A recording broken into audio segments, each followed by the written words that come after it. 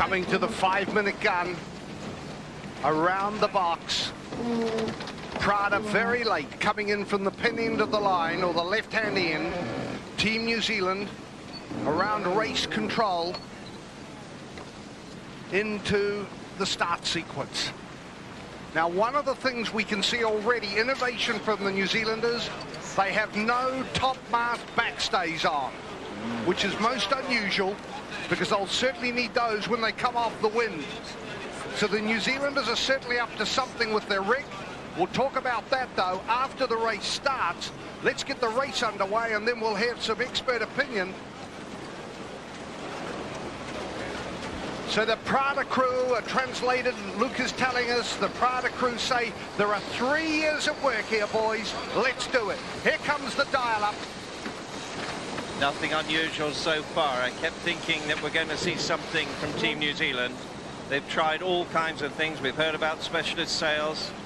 Certainly haven't got that, but they've got a good position here. Nicely to windward, safely to windward. Far enough off not to worry about being windward boat. Windward boat has to keep clear. They're well clear here. Good control, well deep in the box here. The New Zealanders out to the right, windward boat.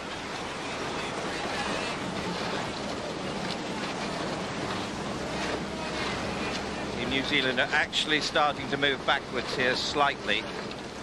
They're in a good position. Both boats absolutely stopped. Both boats just now moving backwards.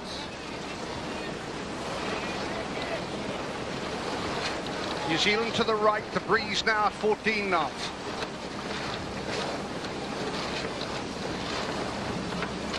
And we can see there that New Zealanders do not have any topmast backstay.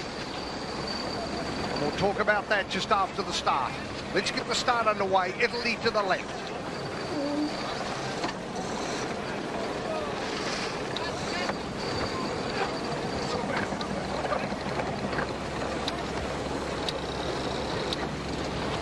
Prada fallen off here. That's very close.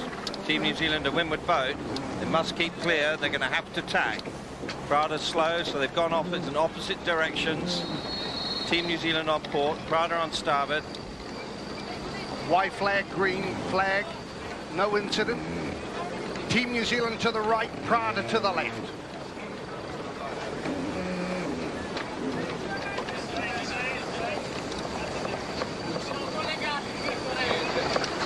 Okay, here goes, stand by another dial-up here.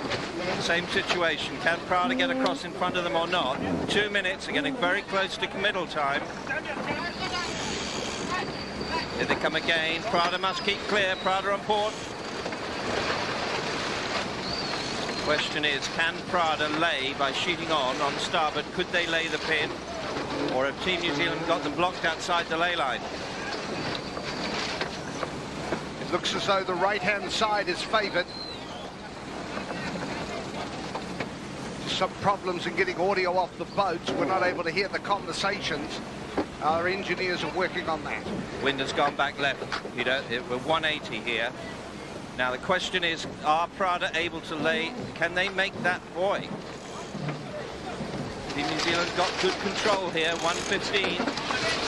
They're only about 25 or 30 from it, so time to kill here. I think Prada can lay the pin.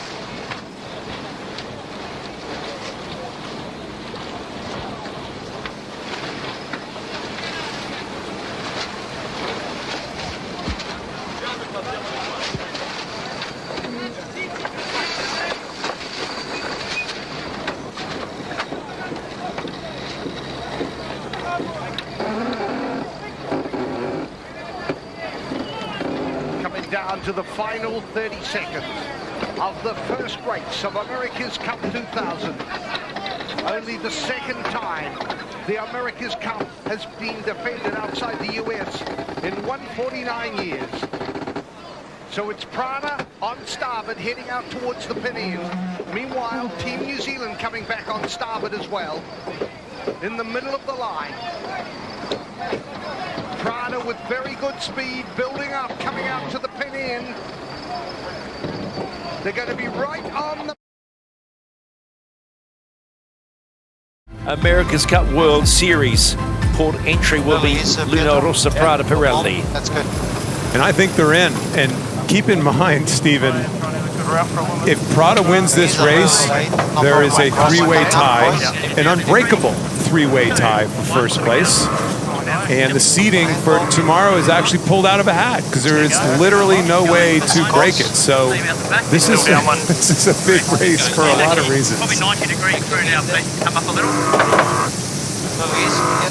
So just a reminder, if you are joining us for this Emirates Team New Zealand race against Luna Rossa Prada Pirelli, we didn't see a finish at all in race number 11 by Ineos Team UK. And you heard Benazzi say, we're done. I think they have a DNF. I think, we didn't hear an official, but it sure looked like it to me. Pre-start here, 1 minute 15. Look how far apart these two boats are. They're just staying apart. I think they've realised the wind is getting lighter and the priority is staying on the foil, because if they fall off in the pre-start, no question about it, they are going to be playing catch-up. So make sure you cannot cross, because the advantage is with Luna Rossa because they only have to do the 1 manoeuvre. Team New Zealand still have one more tack to go. A little bit more now, 10 degrees speed bias. But there is no question that they're staying away from each other because the race ends if they come off the foils, most likely in this pre-start. And they're sailing both boards down. Probably a bit early on the way back. New Zealand have their board up here. Here comes the port starboard to dial up, and Team New Zealand will tack in below, and then we'll just see time and distance.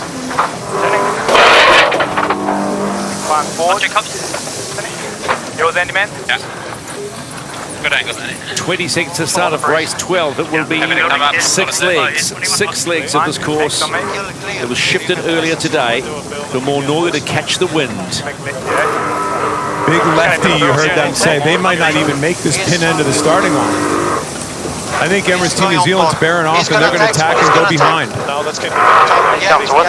Here comes a dial down. Watch this. Jimmy Spithill's going to hunt right at him and not let them tap. There he goes, back up and start the race. So well done. That was so classic. Can I keep saying it?